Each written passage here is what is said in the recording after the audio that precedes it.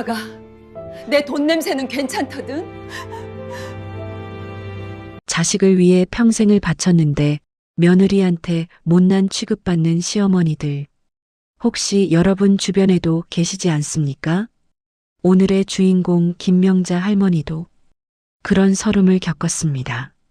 아니, 겪은 척했다는 표현이 맞겠네요. 미국에서 3천억 재산을 일군 성공한 사업가. 하지만 며느리를 시험하기 위해 일부러 망한 사업가로 위장했습니다. 한 달 동안 며느리의 집에서 살았죠. 청소, 빨래, 설거지를 도맡아 했습니다. 남은 밥 찌꺼기로 끼니를 때웠죠.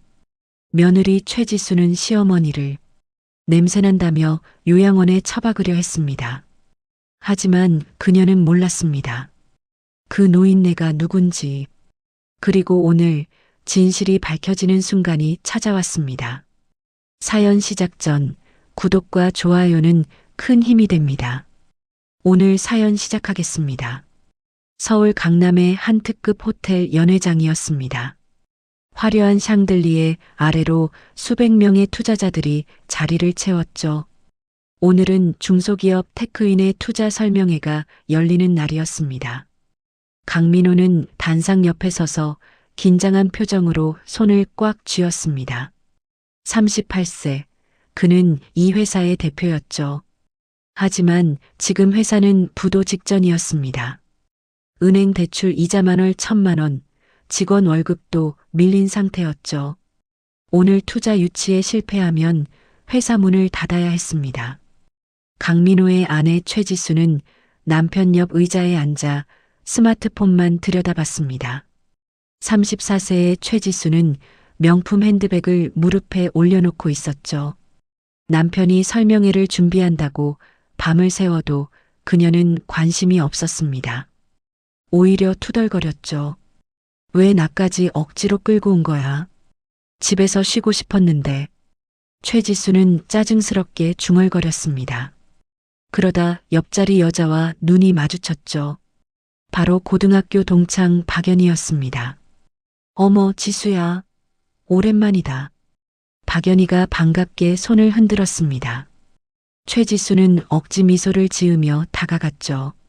언니, 여기는 웬일이야? 우리 남편이 투자 관련 일하잖아. 따라왔지 뭐.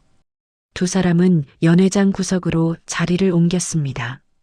최지수는 박연희에게 하소연을 쏟아냈죠. 언니, 나 요즘 진짜 못 살겠어. 시어머니 때문에. 시어머니? 같이 사니? 박연희가 놀란 표정을 지었습니다. 최지수는 고개를 끄덕이며 한숨을 쉬었죠. 미국에서 사업한다더니 완전 망해서 왔어. 빈털털이야, 빈털털이. 캐리어 하나 달랑 들고 왔다니까? 헐, 대박. 그것도 모자라서 우리 집에서 얹혀 살겠다는 거야. 돈도 한 푼 없으면서. 최지수의 목소리가 점점 커졌습니다. 주변 사람들이 힐끔힐끔 쳐다봤지만 그녀는 아랑곳하지 않았죠. 아침부터 밤까지 집에 처박혀서 TV만 봐. 식충이가 따로 없어. 청소 좀 하라고 하면 허리 아프다고 난리고. 에이, 그래도 시어머니잖아. 박연희가 조심스럽게 말했습니다. 하지만 최지수는 코웃음을 쳤죠. 시어머니가 뭐 대단해? 돈도 없는 주제에. 아, 맞다. 오늘 나오기 전에 어머님한테 저녁 차려놓으라고 했는데 했나 모르겠네. 직접 해먹으라고 한 거야? 당연하지. 공짜로 먹고 자는데 그것도 못해? 근데 진짜 냄새나는 노인네 때문에 못 살겠어. 몸에서 늙은이 냄새 진동하는데 옆에만 있어도 숨이 막혀. 최지수는 거침없이 시어머니 흉을 봤습니다. 박연희는 불편한 표정으로 고개를 돌렸죠. 나 같으면 요양원에 보낼 텐데. 왜 집에 두고 사는 거야? 그러게. 민호가 효자라고 절대 안 보낸대. 아, 답답해. 바로 그때였습니다. 연회장 뒤쪽 문이 열렸죠. 검은색 정장을 입은 여성이 천천히 걸어 들어왔습니다. 나이는 70대로 보였지만 자세가 꼿꼿했죠. 진주 목걸이가 샹들리에 불빛을 받아 반짝였습니다. 주변 사람들이 술렁이기 시작했습니다. 누군가 속삭였죠. 저분이 MJ홀딩스 회장님이래. 헐, 진짜? 월가의 전설이라던데. 자산이 3천억이 넘는다던데? 웅성거림이 커졌습니다. 최지수도 고개를 돌려 그 여성을 바라봤죠. 순간 최지수의 얼굴이 하얗게 질렸습니다. 저 여자 왜 저렇게 익숙하지? 아니, 설마. 최지수는 눈을 크게 떴습니다. 심장이 미친 듯이 뛰기 시작했죠. 저 여자의 얼굴 분명히 어디서 본 적이 있었습니다. 김명자였습니다. 최지수의 시어머니, 바로 2시간 전까지 집에서 낡은 추리닝을 입고 TV를 보던 그 노인이었죠. 아니, 이럴 수가. 최지수는 입술이 바짝 말랐습니다. 손이 부들부들 떨렸죠. 박연희가 옆에서 신기한 듯 쳐다봤습니다. 와, 저 회장님 진짜 멋있다. 나이 들어도 저렇게 우아할 수 있구나. 최지수는 대답할 수 없었습니다. 목에서 소리가 나오지 않았죠. 김명자는 천천히 연회장을 가로질러 걸었습니다. 모든 사람의 시선이 그녀에게 쏠렸죠. 김명자는 단상 앞 VIP 테이블에 자리를 잡았습니다. 그리고 천천히 고개를 들어 최지수를 바라봤죠. 두 사람의 눈이 마주쳤습니다. 김명자의 입가에 차가운 미소가 번졌죠. 최지수는 온몸이 얼어붙는 느낌이었습니다. 머릿속이 하얘졌죠. 저 사람이 회장? 3천억 자산가?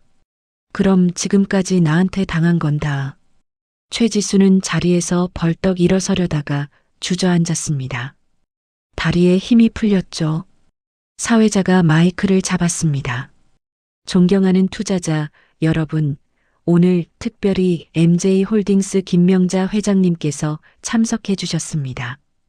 큰 박수로 환영해 주시기 바랍니다. 우레와 같은 박수가 터졌습니다. 강민호는 얼떨떨한 표정으로 단상에 섰죠. 그도 어머니를 알아봤습니다. 하지만 상황을 이해할 수 없었죠. 어머니가 저 자리에? 김명자는 천천히 일어섰습니다. 마이크를 건네받았죠. 그녀의 목소리는 낮고 단단했습니다. 안녕하십니까? MJ홀딩스 김명자입니다. 연회장이 조용해졌습니다. 모두가 김명자의 다음 말을 기다렸죠. 김명자는 최지수를 똑바로 쳐다봤습니다. 그리고 입을 열었죠. 오늘 이 자리에 온 이유가 있습니다. 테크인이라는 회사를 살펴보러 왔죠. 하지만 그보다 더 중요한 게 있었습니다. 김명자는 잠시 말을 멈췄습니다. 그리고 최지수를 향해 천천히 걸어왔죠. 며느리를 만나러 왔습니다. 연회장이 술렁였습니다. 최지수는 의자를 붙잡고 간신히 버텼죠. 김명자가 최지수 앞에 섰습니다. 두 사람의 거리는 불과 1미터였죠. 김명자는 차갑게 웃었습니다. 아가, 오늘 아침에 뭐라고 했더라? 집에서 저녁 차려놓으라고 했지? 최지수는 입을 벌렸지만 말이 나오지 않았습니다. 내가 차려준 밥은 냄새난다고 했지? 늙은이 냄새가 진동한다고 했나? 김명자의 목소리가 날카로워졌습니다. 주변 사람들이 숨죽이며 지켜봤죠. 그런데 말이다, 아가. 김명자는 최지수의 귀에 대고 속삭였습니다. 하지만 마이크가 그 소리를 고스란히 잡아냈죠. 내 돈 냄새는 맡을만 하냐? 연회장이 순간 정적에 휩싸였습니다. 그리고 곧 웅성거림이 폭발했죠. 최지수는 그 자리에서 무너졌습니다. 박연희가 황급히 부축했지만 최지수는 이미 눈물을 흘리고 있었죠. 김명자는 다시 단상으로 돌아갔습니다. 그녀의 뒷모습은 당당했습니다. 마치 모든 것을 계획했다는 듯이. 강민호는 어머니와 아내를 번갈아 바라봤습니다. 무슨 일이 벌어진 건지 알 수 없었죠.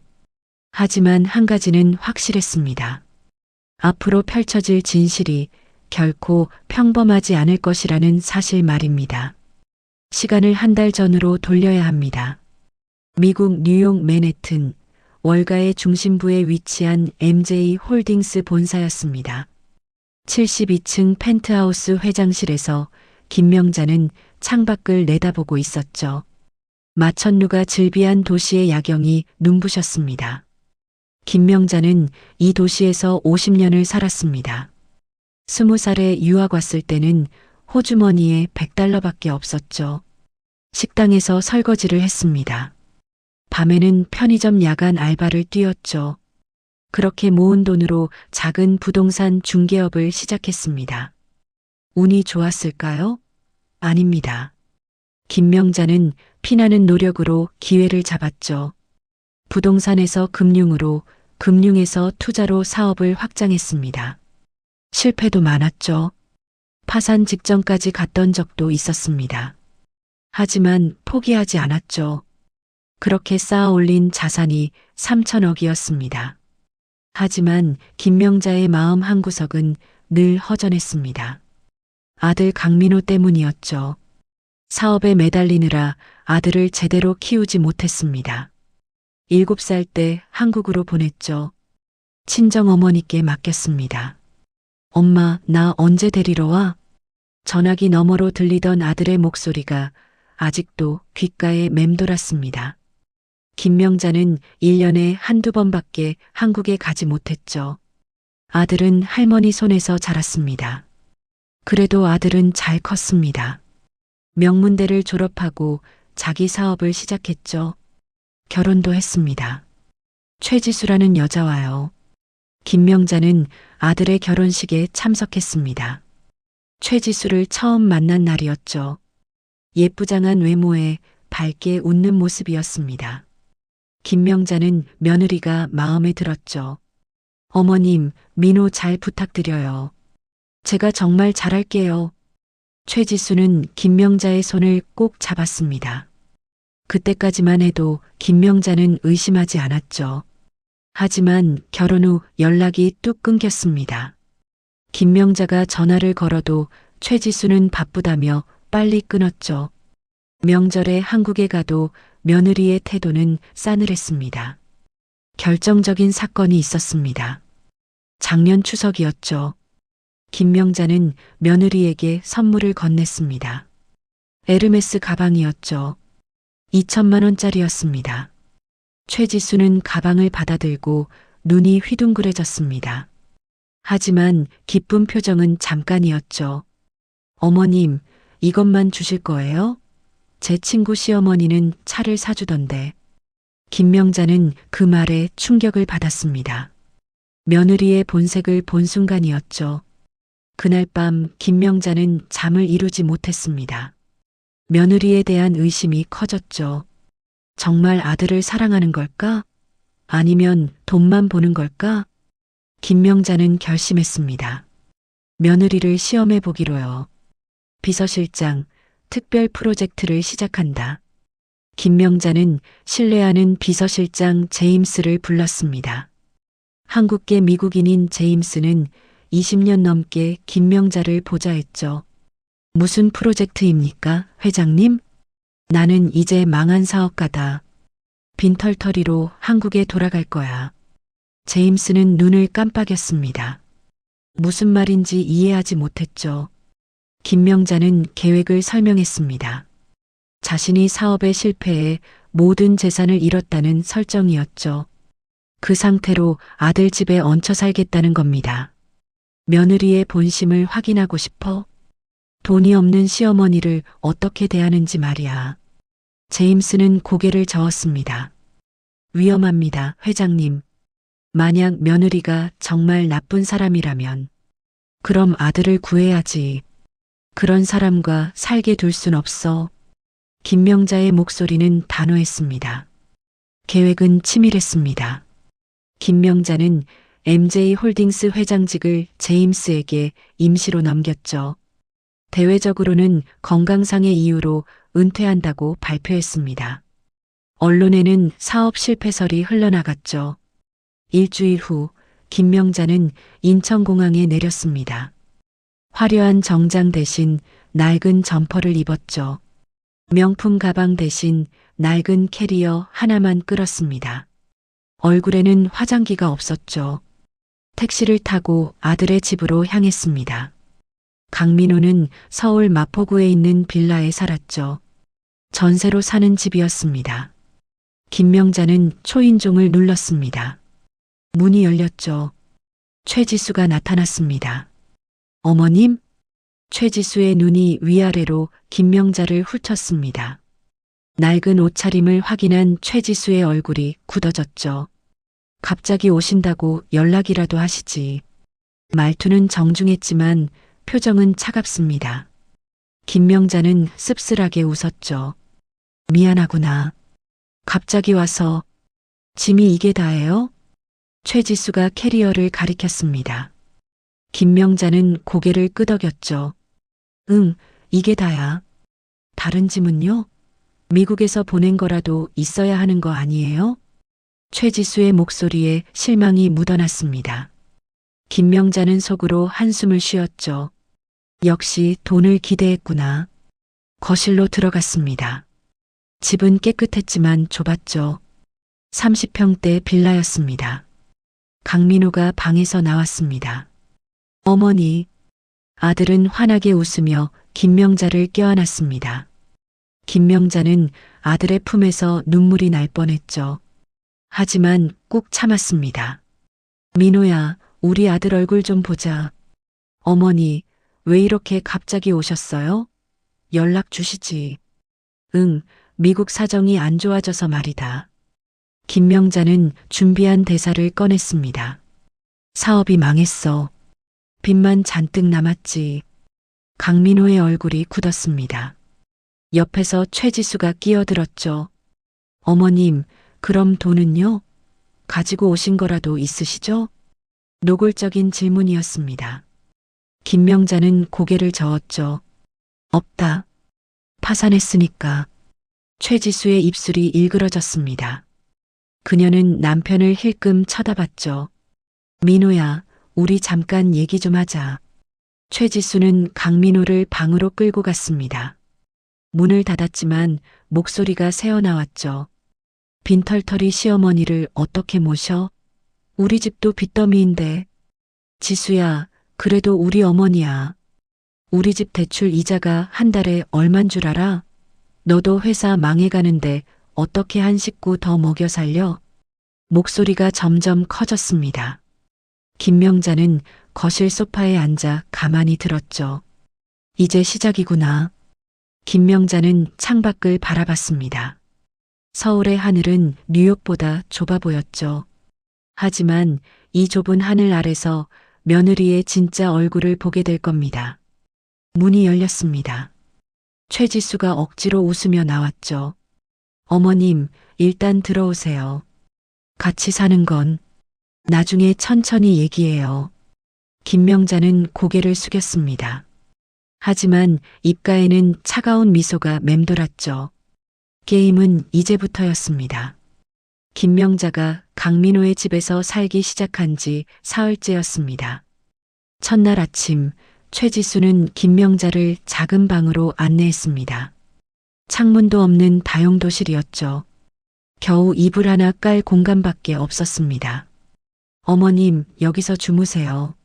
안방은 저희가 쓰고 작은 방은 창고로 쓰거든요. 최지수는 미안한 기색 없이 말했습니다. 김명자는 방을 둘러봤죠. 곰팡이 냄새가 났습니다. 환기도 안 되는 공간이었죠. 그래, 괜찮다. 김명자는 담담하게 대답했습니다. 최지수는 휙 돌아서 나갔죠. 아침 6시, 김명자는 일찍 일어났습니다. 평생 새벽형 인간으로 살아왔죠. 부엌으로 가서 아침 준비를 하려고 했습니다. 최지수가 잠옷 차림으로 나타났습니다. 어머님, 뭐 하세요? 아침 준비하려고. 아, 그래요? 그럼 저희 것도 부탁드려요. 전 아침에 일어나기 힘들거든요. 최지수는 하품을 하며 다시 방으로 들어갔습니다. 김명자는 냉장고를 열었죠. 재료가 별로 없었습니다.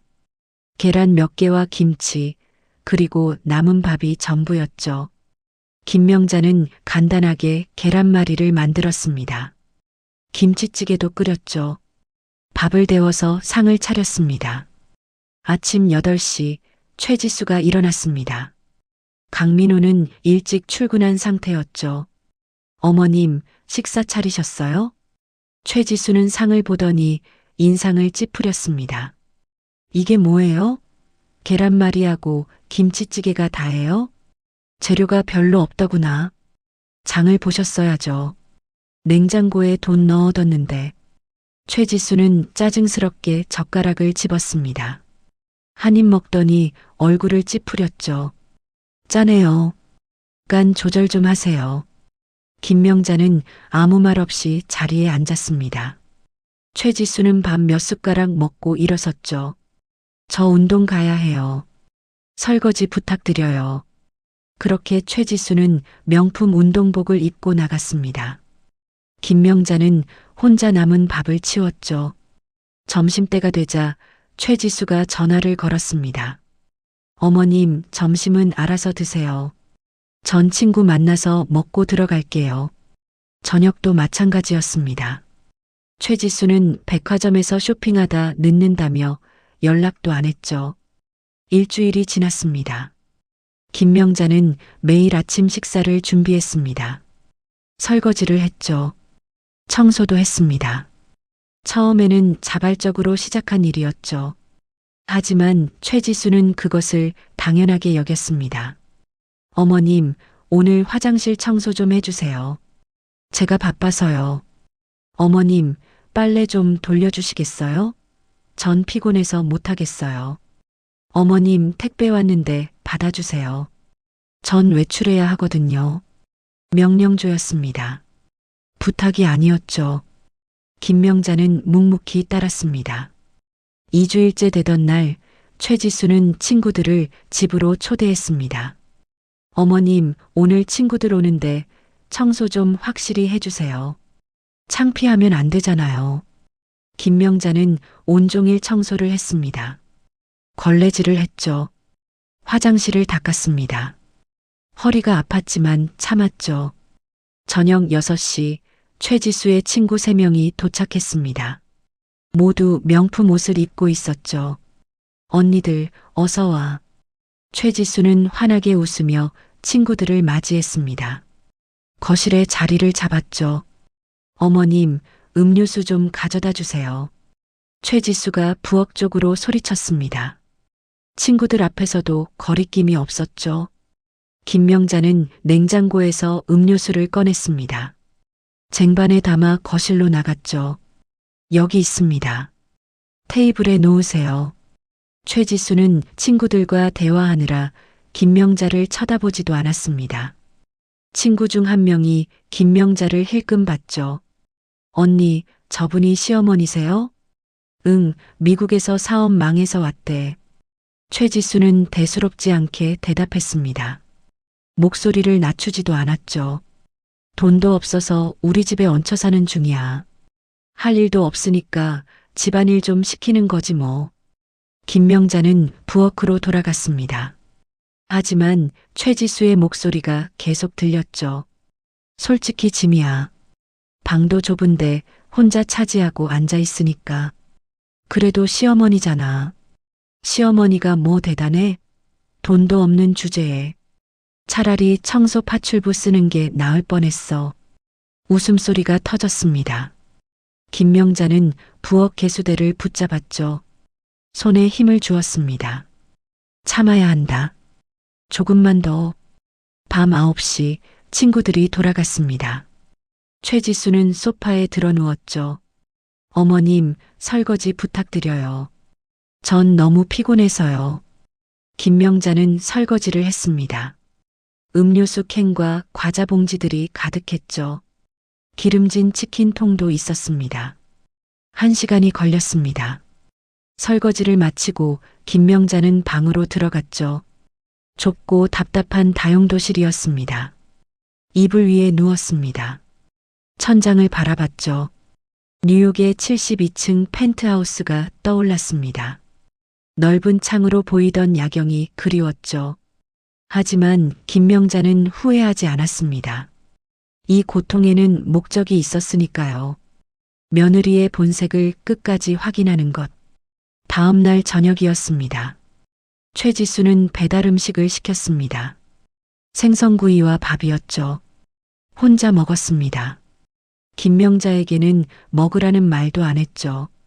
식사를 마친 최지수가 부엌으로 왔습니다. 손에 플라스틱 그릇을 들고 있었죠. 반쯤 먹다 남은 생선이 담겨 있었습니다. 가시가 여기저기 널려 있었죠. 밥 찌꺼기도 섞여 있었습니다. 어머님, 최지수가 김명자를 불렀습니다. 이거 남은 건데 드세요. 김명자는 그릇을 내려다봤습니다. 생선 가시와 밥알이 뒤섞여 있었죠. 냄새도 좋지 않았습니다. 이게 뭐냐? 제가 먹다 남은 거요. 어머님, 아까우니까 드세요. 최지수는 태연하게 말했습니다. 음식물 쓰레기 봉투 값도 아껴야 하잖아요. 요즘 쓰레기 봉투 얼마나 비싼데요? 김명자는 며느리를 똑바로 쳐다봤습니다. 최지수는 눈도 마주치지 않았죠.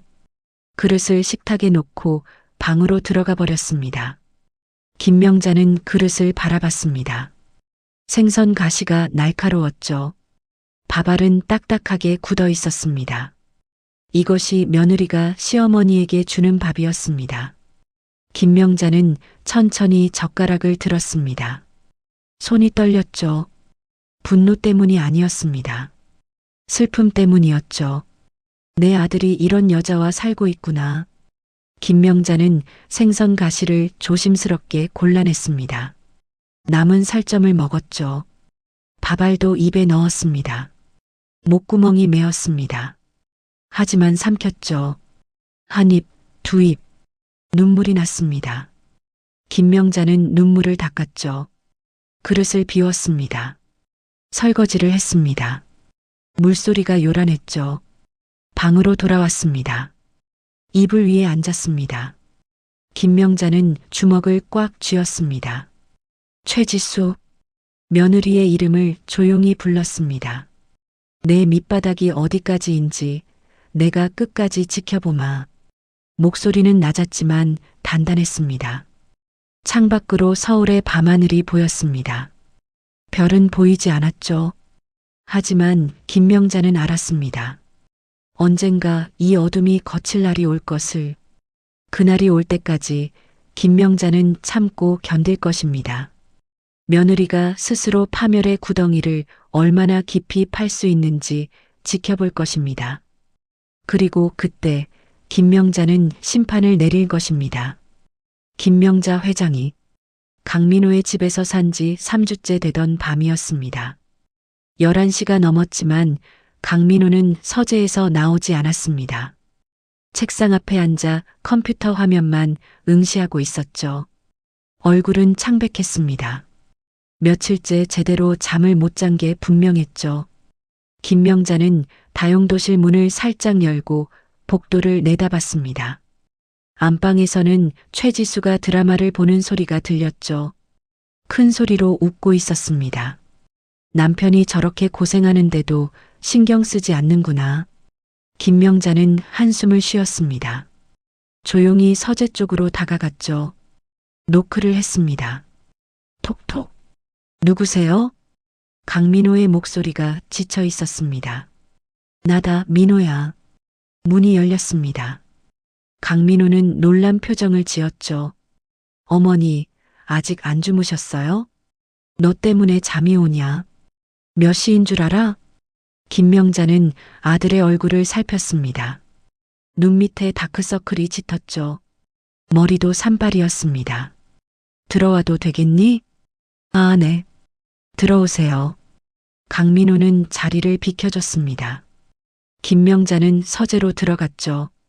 책상 위에는 서류가 산더미처럼 쌓여 있었습니다. 노트북 화면에는 복잡한 숫자들이 가득했죠. 회사 일이냐? 네. 투자 제안서를 만들고 있어요. 강민호는 힘없이 대답했습니다. 잘 안 풀리니? 은행에서 대출을 더는 안 해준대요. 신용등급이 떨어져서요. 강민호의 목소리가 떨렸습니다. 김명자는 아들의 어깨를 토닥였죠. 힘들지? 그 말 한마디에 강민호의 눈시울이 붉어졌습니다. 어머니, 죄송해요. 제가 무능해서 이 모양이에요. 무슨 소리냐? 내가 얼마나 열심히 하는데. 회사가 망하면 어떡하죠? 직원들도 있고 가족도 먹여 살려야 하는데. 강민호는 머리를 감싸쥐었습니다. 김명자는 가슴이 미어졌죠. 저 어린 시절 할머니 손에 맡겨졌던 아들. 엄마 없이 자랐던 아이. 이제는 어엿한 어른이 되어 세상과 싸우고 있었습니다. 민호야. 김명자는 조용히 불렀습니다. 힘든 일이 있을 때는 엄마한테 말해도 돼. 내가 도와줄 수 있는 게 있을지도 모르잖니. 강민호는 고개를 저었습니다. 어머니도 힘드실 텐데요. 제 걱정은 안 하셔도 돼요. 바보야. 엄마가 자식 걱정 안 하면 누가 하니? 김명자는 아들의 손을 잡았습니다. 거칠었죠. 일하느라 굳은 살이 박여 있었습니다. 강민호는 잠시 망설이다가 주머니에서 봉투를 꺼냈습니다. 어머니, 이거. 봉투 안에는 10만 원짜리 수표 5장이 들어 있었습니다. 이게 뭐냐? 용돈이요. 많지는 않지만. 아니다. 못 받는다. 김명자는 손사래를 쳤습니다. 하지만 강민호는 억지로 어머니 손에 쥐어줬죠. 어머니, 받으세요. 제가 효도도 제대로 못하는데 이것마저 안 받으시면 제 마음이 너무 아파요. 민호야, 지수한테는 비밀이에요. 알면 뭐라고 할 테니까. 강민호는 쓸쓸하게 웃었습니다. 김명자는 봉투를 꽉 쥐었죠. 눈물이 핑 돌았습니다. 이 착한 아들. 고맙다, 민호야. 정말 고맙구나. 김명자는 아들을 안아줬습니다. 강민호도 어머니를 꼭 껴안았죠. 어머니, 제가 곧 성공할게요. 그때까지만 조금만 참아주세요. 응, 엄마는 믿는다. 우리 아들 잘 될 거야. 김명자는 아들의 등을 두드렸습니다. 이제 자거라. 너무 무리하지 말고. 네, 어머니도 주무세요. 김명자는 서재를 나왔습니다. 복도를 걸어 자기 방으로 향했죠. 손에 쥔 봉투가 묵직했습니다. 방에 들어와 불을 켰습니다. 봉투를 내려다봤죠. 50만 원. 아들에게는 큰 돈이었습니다. 회사가 어려운데도 어머니를 생각하는 마음이었죠. 김명자는 눈물을 닦았습니다. 내가 꼭 너를 도와줄게, 민호야. 새벽 2시였습니다. 집안이 조용했습니다. 강민호도 최지수도 모두 잠들었죠. 김명자는 조심스럽게 방문을 열었습니다. 복도로 나왔죠. 서재로 향했습니다. 문을 살며시 열었습니다. 강민호의 노트북이 책상 위에 놓여 있었죠. 꺼져 있었습니다. 김명자는 의자에 앉았습니다. 노트북을 켰죠. 비밀번호를 물었습니다. 아들의 생일을 입력했습니다. 틀렸죠. 결혼기념일을 입력했습니다. 맞았습니다. 화면이 떠올랐죠. 김명자는 파일을 열었습니다. 투자 제안서 최종본. PDF라는 이름이었죠. 50페이지가 넘는 문서였습니다. 김명자는 천천히 읽어 내려갔죠. 회사 소개, 사업계획, 재무전망. 모두 훌륭했습니다. 아들이 밤을 새워 만든 게 느껴졌죠. 하지만 김명자의 눈에는 문제가 보였습니다. 재무 모델링 부분이었죠. 수익 예측이 너무 보수적이었습니다. 투자자 입장에서는 매력이 떨어질 수밖에 없었죠. 김명자는 50년간 투자업계에서 일했습니다. 월가에서 수천억 규모의 딜을 성사시켰죠. 투자 제안서를 보는 눈이 남달랐습니다. 엑셀 파일을 열었습니다. 복잡한 수식들이 가득했죠. 김명자는 마우스를 움직였습니다. 핵심 변수를 찾아냈죠. 성장률 가정이 연 15%로 잡혀 있었습니다. 너무 낮다. 김명자는 수치를 수정했습니다. 시장조사 데이터를 보니 업계 평균 성장률이 25%였죠. 보수적으로 잡아도 20%는 가능했습니다. 수식을 바꿨습니다. 클릭, 클릭. 숫자들이 변했습니다. 예상 수익이 2배로 뛰었죠. 김명자는 다른 부분도 살폈습니다. 비용 구조에서도 문제를 발견했죠. 불필요한 고정비가 너무 많았습니다. 메모장을 열었습니다. 타이핑을 시작했죠. 민호에게 사무실 임대료를 줄여라. 코워킹 스페이스를 활용하면 30% 절감 가능. 마케팅 비용을 온라인으로 전환하라. SNS 광고가 전통 매체보다 효율 5배 높음. 제조 공정을 외주화하라.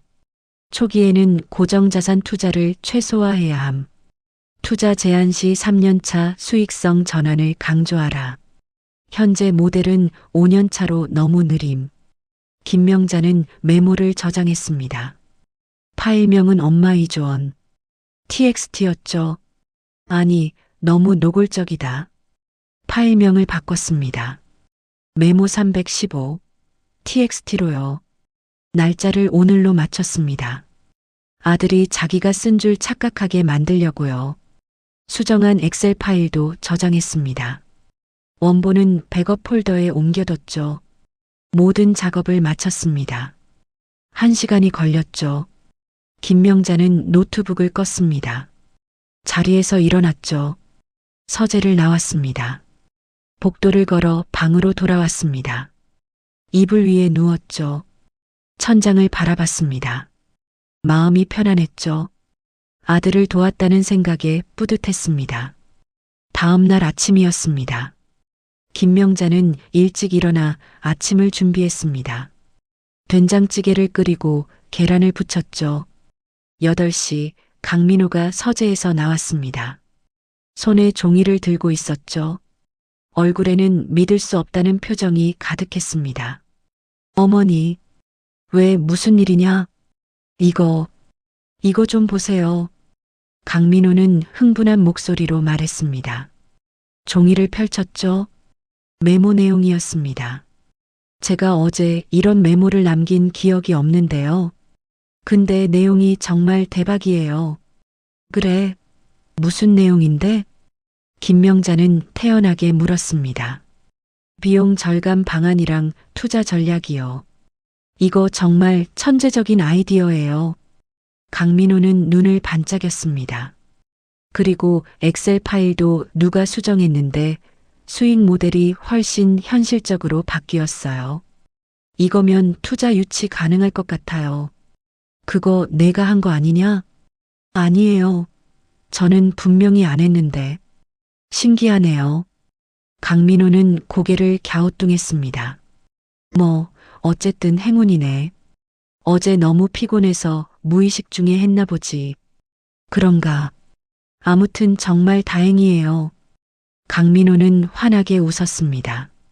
얼굴에 생기가 돌았죠. 김명자는 조용히 미소 지었습니다. 그래, 잘 됐구나. 이제 밥 먹어라. 네, 어머니.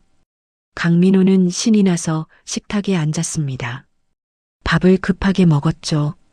어머니, 저 오늘 투자사 미팅 있어요. 이 자료 들고 가면 될 것 같아요. 그래, 잘하고 와라.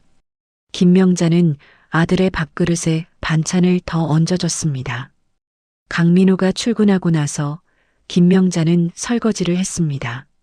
창밖으로 아침 햇살이 들어왔죠. 따뜻했습니다. 김명자는 속으로 생각했습니다. 내가 직접 나서지는 못하지만 그림자에서라도 너를 도와줄게. 엄마는 언제나 내 편이란다. 민호야. 한 달이 흘렀습니다. 김명자는 며느리의 집에서 투명인간처럼 살았습니다. 아침 일찍 일어나 청소했죠. 빨래를 했습니다. 식사를 준비했죠. 최지수는 고맙다는 말 한마디 없었습니다. 오히려 트집은 더 심해졌죠. 어머님, 바닥에 먼지 남았어요. 다시 닦으세요. 이 옷 색깔 바랬잖아요. 빨래 제대로 못하시네. 국이 왜 이렇게 싱거워요? 간도 제대로 못 맞추세요? 김명자는 묵묵히 견뎠습니다. 며느리의 본색을 더 보기 위해서였죠. 그날 오후 2시였습니다. 김명자는 다용도실에서 빨래를 개고 있었습니다. 좁은 방 안에서 옷가지들을 정리했죠. 복도에서 최지수의 목소리가 들렸습니다. 전화 통화 중이었죠. 언니, 나야. 상대방은 최지수의 고등학교 동창 박연이었습니다. 응, 요즘 진짜 미칠 것 같아. 최지수의 목소리에 짜증이 가득했습니다.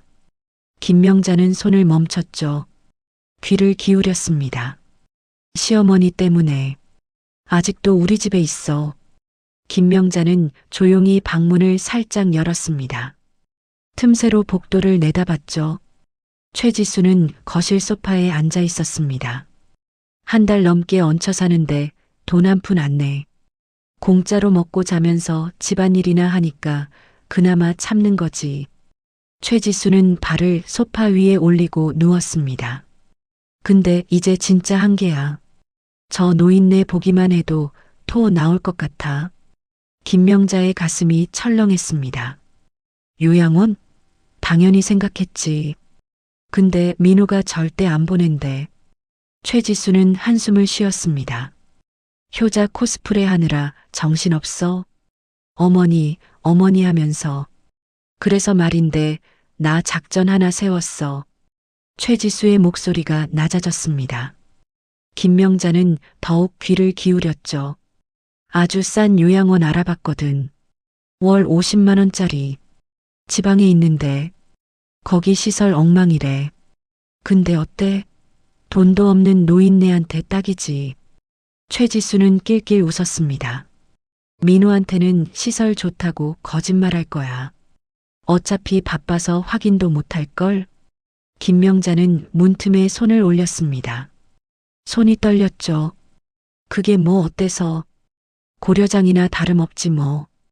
옛날 사람들도 다 그렇게 했잖아. 최지수의 목소리는 차가웠습니다. 시어머니? 시어머니가 뭐가 대단해? 나한테 해준 것도 없으면서. 돈이라도 있으면 모를까? 빈털터리 주제에 우리 집에서 공짜로 얹혀 살아? 말이 돼? 김명자는 눈을 감았습니다. 눈물이 흘렀죠. 다음 주쯤 처리할 거야. 민호 출장 가는 날 노리고 있어. 걱정 마.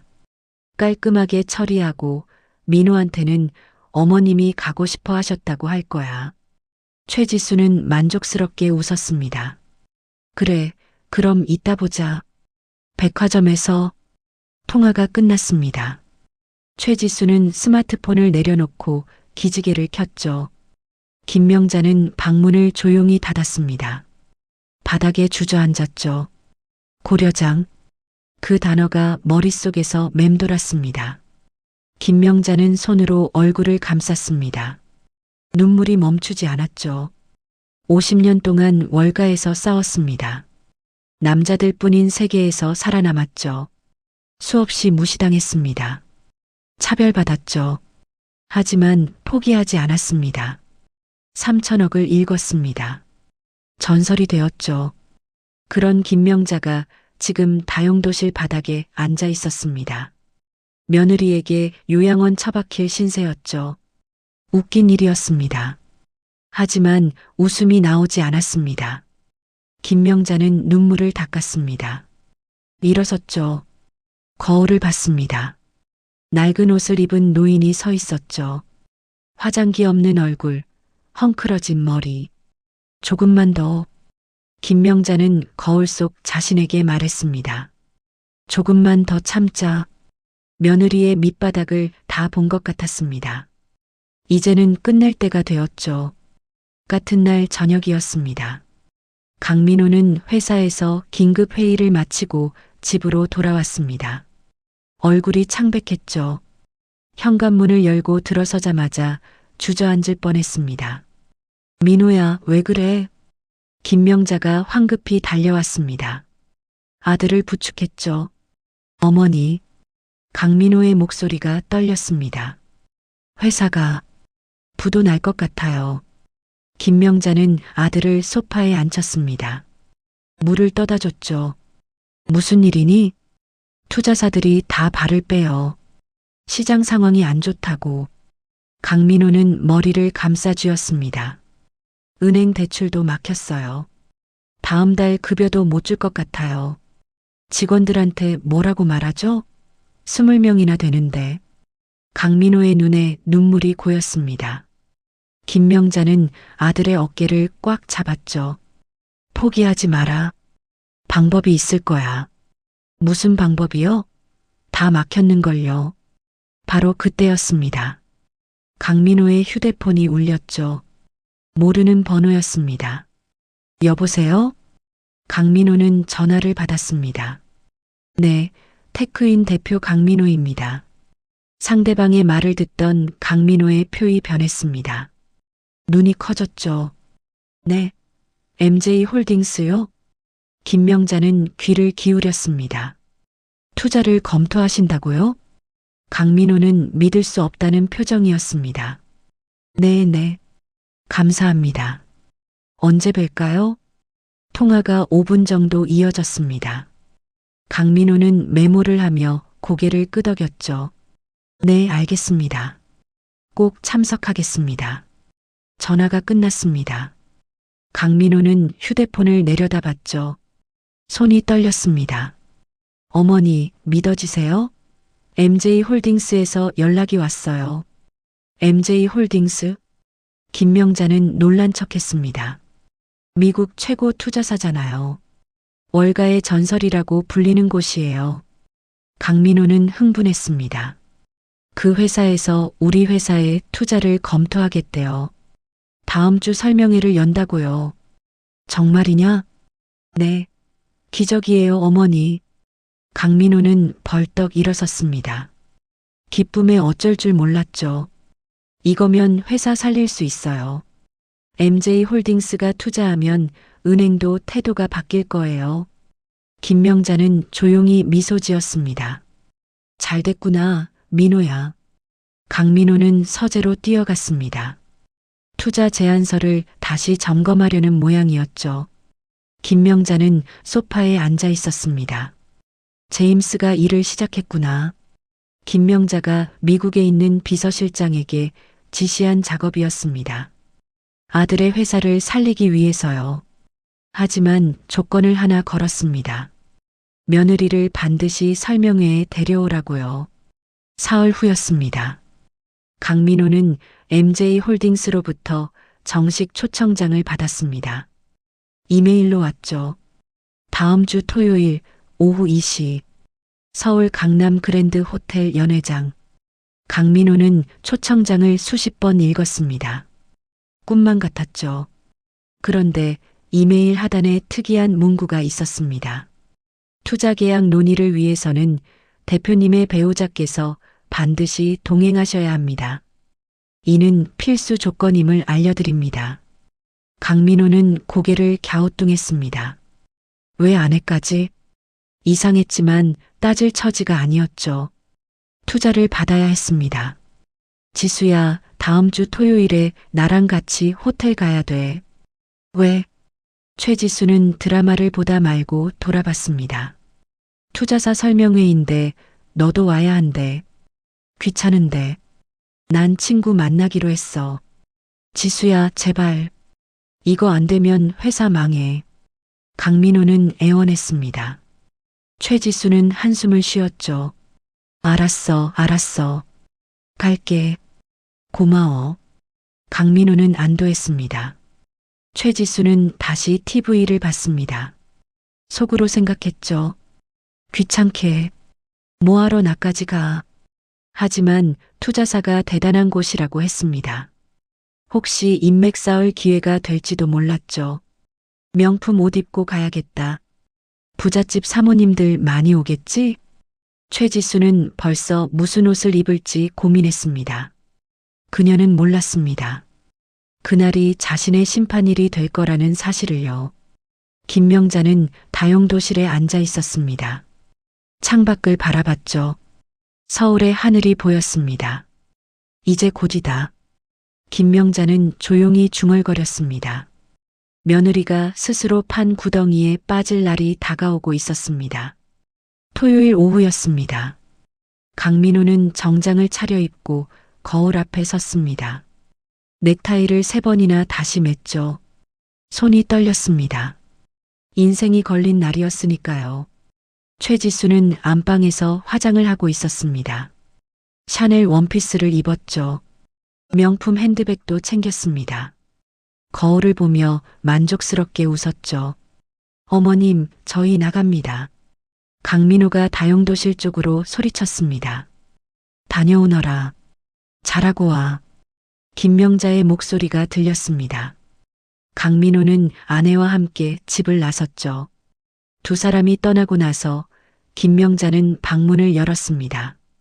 캐리어를 꺼냈죠. 한 달 전 한국에 올 때 가져온 바로 그 캐리어였습니다. 지퍼를 열었습니다. 안에는 낡은 옷들 사이에 검은 양복 한 벌이 개켜져 있었죠. 아르마니였습니다. 진주 목걸이도 있었죠.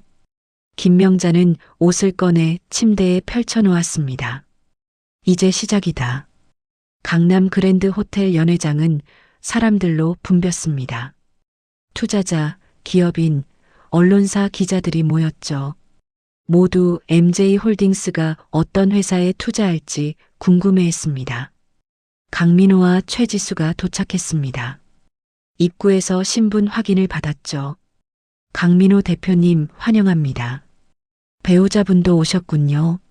안내 직원이 공손하게 인사했습니다. 두 사람을 VIP 구역으로 안내했죠. 최지수는 주변을 둘러봤습니다. 화려한 샹들리에 고급스러운 장식들, 주변 사람들의 옷차림도 남달랐죠. 역시 대단한 곳이네. 최지수는 속으로 감탄했습니다. 이런 자리에 오니 기분이 좋았죠. 강민호는 긴장한 얼굴로 자료를 다시 확인했습니다. 투자 제안서를 몇 번이나 넘겨봤죠. 자기야, 너무 떨지 마. 잘 될 거야. 최지수가 남편의 손을 잡았습니다. 강민호는 고개를 끄덕였죠. 오후 2시가 되었습니다. 사회자가 단상에 올라 마이크를 잡았습니다. 신사숙녀 여러분, 오늘 이 자리를 빛내주셔서 감사합니다. 연회장이 조용해졌습니다. 곧 MJ홀딩스 김명자 회장님께서 입장하실 예정입니다. 박수 소리가 터졌습니다. 뒤쪽 문이 열렸습니다.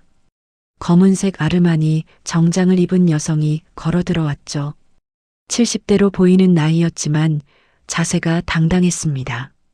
진주 목걸이가 조명을 받아 반짝였죠. 최지수는 별 관심 없이 스마트폰만 들여다봤습니다.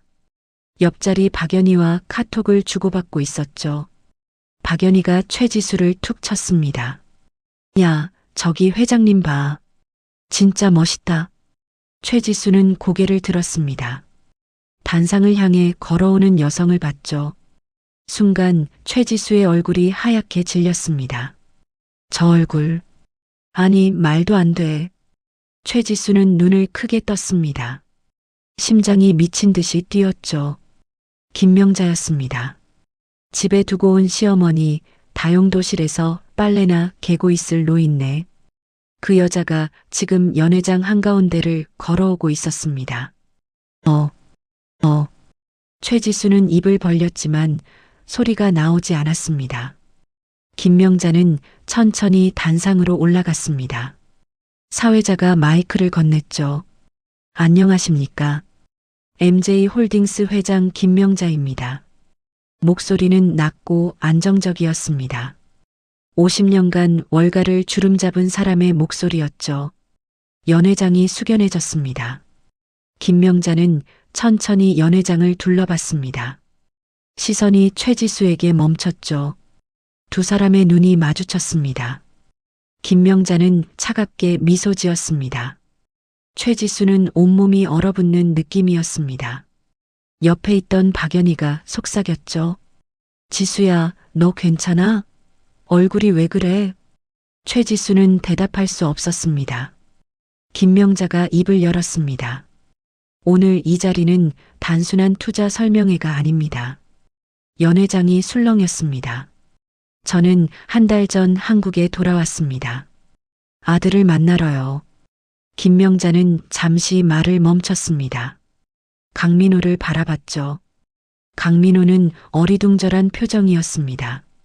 어머니가 저기 서 있다는 게 믿기지 않았죠. 하지만 저는 제 정체를 숨겼습니다. 사업에 실패한 빈털터리 노인으로 위장했죠. 청중들이 웅성거리기 시작했습니다. 이유가 있었습니다. 며느리를 시험하고 싶었거든요. 김명자는 최지수를 똑바로 쳐다봤습니다. 돈이 없는 시어머니를 어떻게 대하는지 보고 싶었습니다. 최지수는 의자를 붙잡았습니다. 다리에 힘이 풀렸죠. 김명자는 단상에서 내려왔습니다. 천천히 최지수에게 걸어왔죠. 아가. 김명자가 최지수 앞에 섰습니다. 거리는 1미터도 안 되었죠. 한 달 동안 수고했구나. 목소리는 차가웠습니다. 매일 아침 청소하고 빨래하고 밥 차리느라 고생했지? 최지수는 입술을 떨었습니다. 아니, 그게 아니라 다용도실에서 잘 잤니? 곰팡이 냄새 나는 방이었는데. 김명자는 미소를 거뒀습니다. 비서실장. 김명자가 손짓했습니다. 한국계 미국인 남성이 단상으로 올라갔죠. 노트북을 조작했습니다. 대형 스크린에 영상이 떴습니다. 최지수의 얼굴이 클로즈업 되었죠. 집 거실이었습니다. 어머님, 이거 남은 건데 드세요. 영상 속 최지수가 플라스틱 그릇을 내밀었습니다. 생선 가시와 밥 찌꺼기가 담겨 있었죠. 음식물 쓰레기 봉투값도 아껴야 하잖아요. 연회장이 술렁였습니다. 몇몇 사람들이 눈살을 찌푸렸죠. 영상이 바뀌었습니다. 이번에는 음성 녹음이었죠. 시어머니? 시어머니가 뭐가 대단해? 최지수의 목소리였습니다. 아주 싼 요양원 알아봤거든. 월 50만 원짜리. 지방에 있는데. 연회장이 조용해졌습니다. 모두가 숨죽이며 들었죠. 고려장이나 다름없지 뭐. 옛날 사람들도 다 그렇게 했잖아. 최지수는 얼굴이 새빨개졌습니다. 주변 사람들이 자신을 쳐다보는 게 느껴졌죠. 아니에요. 저게 아니에요. 최지수가 소리쳤습니다. 하지만 아무도 믿지 않았죠. 김명자는 차가운 눈으로 며느리를 내려다봤습니다. 한 달 동안 봤다. 내가 얼마나 잔인한 사람인지. 나는 내 밥 찌꺼기를 먹었다. 생선 가시를 골라내며 삼켰지. 김명자의 목소리가 떨렸습니다. 하지만 분노가 아니었죠. 슬픔이었습니다. 너는 나를 인간 이하로 대했다. 최지수는 무릎이 꺾였습니다. 바닥에 주저앉았죠. 김명자는 단상으로 돌아갔습니다. 마이크를 다시 잡았죠. 저의 아들 강민호는 훌륭한 사람입니다. 성실하고 효심이 깊죠. 강민호는 눈물을 흘리고 있었습니다. 하지만 그의 아내는 자격이 없습니다. 김명자는 단호하게 말했습니다. 강민호 대표의 회사 테크인에 100억 원을 투자하겠습니다. 연회장이 술렁였습니다. 단 조건이 있습니다. 김명자는 최지수를 바라봤습니다. 최지수와의 이혼입니다. 최지수는 비명을 질렀습니다. 안 돼요. 그럴 순 없어요. 김명자는 냉정하게 대답했습니다. 내 아들은 투자를 받을 자격이 있다. 훌륭한 기술과 비전을 가졌으니까.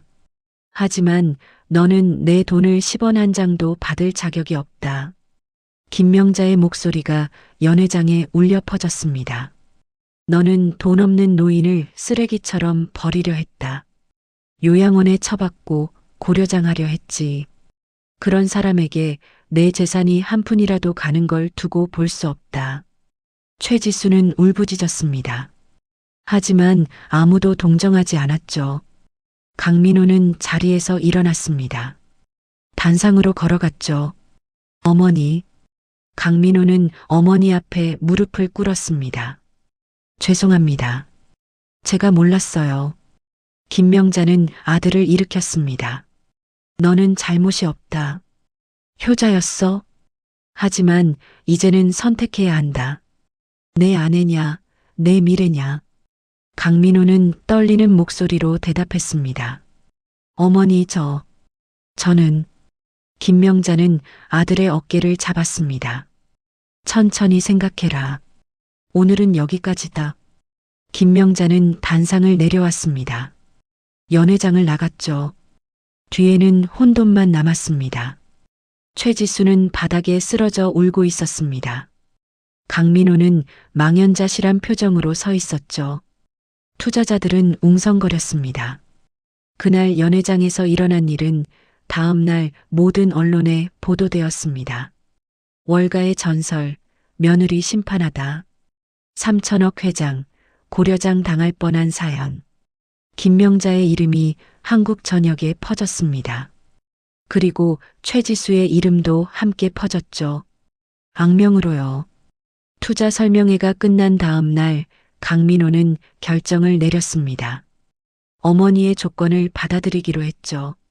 최지수와 이혼 소송을 진행했습니다. 일주일 만에 합의 이혼이 성립되었죠. 연회장 사건이 언론에 대서특필된 탓이었습니다. 최지수는 항변할 여지가 없었죠. 위자료는 한 푼도 없었습니다. 재산 분할도 없었죠. 최지수가 저지른 일들이 너무 명확했으니까요. 이혼 서류에 도장을 찍는 최지수의 손은 떨렸습니다. 민호 씨, 제발. 한 번만 용서해 주세요. 최지수는 울먹였습니다. 하지만 강민호는 고개를 돌렸죠. 지수 씨, 이제 남남입니다. 차가운 목소리였습니다. 한 달 전에 다정한 남편은 사라졌죠. 최지수는 집에서 쫓겨났습니다. 캐리어 하나에 짐을 싸서 나왔죠. 친정으로 향했습니다. 친정 어머니는 현관문도 열어주지 않았습니다. 엄마, 나야. 문 좀 열어줘. 최지수는 초인종을 눌렀습니다. 가거라. 우리 집에 들어올 생각하지 마. 인터폰 너머로 어머니의 목소리가 들렸습니다. 차갑고 단호했죠. 엄마, 나갈 데가 없어. 제발. 내가 무슨 짓을 했는지 다 봤다. 뉴스에 나오더라. 시어머니한테 생선 가시 먹이고 요양원 보내려 했다며? 엄마, 그게 아니라 우리 집안 망신만 시켰다. 친척들이 다 수군거려. 이제 너 때문에 우리가 얼굴을 못 들고 다녀. 문은 끝내 열리지 않았습니다. 최지수는 그 앞에서 주저앉았습니다. 캐리어를 끌어안고 울었죠. 한 달이 지났습니다. 최지수는 고시원에서 살았습니다. 월세는 30만 원, 방 크기는 2평도 안 되었죠. 화장실과 샤워실은 공용이었습니다. 명품 옷들은 다 팔았습니다. 핸드백도 팔았죠. 그렇게 번 돈으로 겨우 한 달을 버텼습니다. 일자리를 구해야 했습니다. 하지만 쉽지 않았죠. 최지수는 대학을 중퇴했습니다. 경력도 없었죠. 결혼 후 줄곧 전업주부였으니까요. 게다가 최지수의 얼굴은 이미 유명해져 있었습니다. 연회장 영상이 인터넷에 퍼졌거든요. 면접을 보러 가면 사람들이 수군거렸죠. 저 사람 TV에서 본 것 같은데. 맞아, 시어머니 학대한 며느리잖아. 최지수는 10군데 넘게 면접을 봤습니다. 모두 떨어졌죠. 마침내 한 식당에서 연락이 왔습니다. 설거지 알바였죠. 주 6일 하루 8시간. 시급은 최저임금이야. 할 거야 말 거야? 식당 주인은 퉁명스럽게 물었습니다. 50대 여성이었죠. 하겠습니다. 최지수는 고개를 숙였습니다. 일은 곧했습니다. 아침 10시에 출근해서 저녁 6시까지 일했죠. 하루 종일 설거지만 했습니다. 손이 튼 살로 갈라졌죠. 허리도 아팠습니다. 명품 옷을 입고 백화점을 누비던 최지수였습니다. 이제는 기름때 묻은 앞치마를 두르고 설거지통 앞에 서 있었죠. 점심시간이 끝나면 잠깐 쉬는 시간이 있었습니다. 최지수는 식당 뒤편 계단에 앉았죠. 손을 펴서 내려다봤습니다. 물에 불어 쭈글쭈글해진 손이었죠. 눈물이 났습니다. 이게 내 인생이구나. 최지수는 얼굴을 감쌌습니다. 2달째 되던 날이었습니다. 저녁 근무가 끝나고 최지수는 뒷정리를 하고 있었습니다. 설거지통을 비우고 바닥을 닦았죠. 식당 주인이 주방에서 나왔습니다. 손에 플라스틱 통을 들고 있었죠. 야, 이거. 최지수를 불렀습니다. 네. 최지수는 고개를 들었습니다. 손님들 먹다 남은 반찬이야. 아까우니까 가져가. 저녁 못 먹었잖아. 플라스틱 통 안에는 먹다 남은 음식들이 담겨 있었습니다. 김치, 나물, 반쯤 먹은 생선구이. 밥도 조금 있었죠. 최지수는 그 통을 내려다봤습니다. 순간 기억이 떠올랐습니다. 1달 전, 아니 2달 전이었죠. 최지수가 김명자에게 건넨 그릇. 생선 가시와 밥 찌꺼기가 뒤섞인 그 그릇. 어머님, 이거 남은 건데 드세요. 음식물 쓰레기 봉투값도 아껴야죠. 자신이 했던 말이었습니다. 최지수는 플라스틱 통을 떨리는 손으로 받았습니다. 고맙습니다. 뭐가 고마워? 버릴 거 주는 건데. 식당 주인은 돌아섰습니다. 최지수는 그 자리에 서 있었습니다. 통을 내려다봤죠. 눈물이 뚝 떨어졌습니다. 플라스틱 뚜껑에 눈물이 맺혔죠. 어머님, 최지수는 작게 중얼거렸습니다. 죄송해요. 정말 죄송해요. 하지만 이미 늦었습니다. 용서받을 기회는 사라졌죠. 최지수는 고시원으로 돌아갔습니다. 좁은 방에서 플라스틱 통을 열었죠. 남은 음식을 먹었습니다. 쓴맛이었습니다. 음식이 아니라 인생이 쓴 거였죠. 같은 시각 마포구의 새 아파트였습니다. 김명자는 테크인의 빚을 모두 갚아줬습니다. 100억 원을 투자했죠. 회사는 숨통이 트였습니다. 직원들도 안심했죠.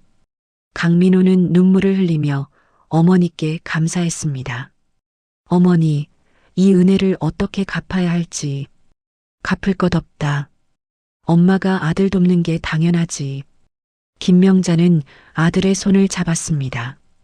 대신 이제는 좋은 사람 만나라. 진짜 너를 사랑하는 사람. 네, 어머니. 김명자는 아들에게 넓은 아파트를 마련해 줬습니다. 강남의 30평대 아파트였죠. 깨끗하고 밝았습니다. 어머니, 같이 사셔야죠. 강민호가 말했습니다. 아니다. 나는 미국으로 돌아간다. 네. 왜요? 내일이 있잖니. 회사도 돌봐야 하고. 김명자는 웃었습니다. 가끔 한국에 올게. 그때 보자. 어머니. 강민호는 아쉬워했습니다. 김명자의 귀국 전날 밤이었습니다. 강민호는 저녁 식사를 준비했습니다. 직접 만든 음식이었죠. 된장찌개, 불고기, 나물 반찬들. 어머니, 제가 차린 밥상이에요. 드셔보세요. 강민호는 수줍게 웃었습니다. 김명자는 식탁에 앉았습니다. 밥그릇을 들었죠. 김이 모락모락 피어올랐습니다. 된장찌개 한 숟가락을 떠먹었습니다. 따뜻했습니다. 구수했죠. 불고기를 집어먹었습니다. 달콤했습니다. 김명자는 밥을 한술 떠서 입에 넣었습니다. 천천히 씹었죠. 어머니, 맛있어요? 강민호가 조심스럽게 물었습니다. 김명자는 밥을 삼켰습니다. 눈시울이 붉어졌죠. 응. 김명자는 고개를 끄덕였습니다. 이제야 밥맛이 꿀맛이구나.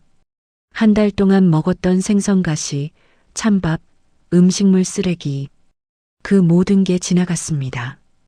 이제 김명자는 아들이 차려준 따뜻한 밥을 먹고 있었죠. 어머니, 많이 드세요. 강민호가 어머니 그릇에 반찬을 올려줬습니다. 고맙다, 민호야. 김명자는 눈물을 닦았습니다. 두 사람은 조용히 식사를 했습니다. 창밖으로 서울의 야경이 보였습니다. 불빛들이 반짝였죠. 김명자는 창밖을 바라봤습니다. 50년 전 이 나라를 떠날 때 김명자는 가난했습니다. 주머니에 100달러밖에 없었죠. 미국에서 피눈물 나게 일했습니다. 3천억을 만들었죠. 하지만 진짜 행복은 돈이 아니었습니다. 아들과 함께 먹는 이 밥 한 끼였습니다. 엄마. 강민호가 조용히 불렀습니다. 응? 사랑해요. 강민호의 목소리가 떨렸습니다. 김명자는 아들을 바라봤습니다. 눈물이 흘렀죠. 나도 사랑한다, 아들아. 두 사람은 밥상을 사이에 두고 마주 앉아 있었습니다. 김명자는 밥 한 숟가락을 더 떠먹었습니다. 정말 꿀맛이었습니다. 세상에서 가장 달콤한 밥이었죠. 김명자는 웃었습니다. 이제 모든 게 제자리로 돌아왔습니다. 악한 사람은 벌을 받았고 선한 사람은 보상을 받았죠. 권선징악. 김명자의 인생이 다시 한번 증명했습니다. 결국 세상은 공평하다는 것을요. 그날 밤 김명자는 편안하게 잠들었습니다. 한 달 만에 처음으로 푹 잤죠. 꿈속에서 김명자는 웃고 있었습니다. 행복한 미소였습니다. 오늘 사연 어떠셨나요? 여러분의 생각을 댓글로 알려주시고 어디에서 듣고 계신지도 이야기 나눠주세요. 감사합니다.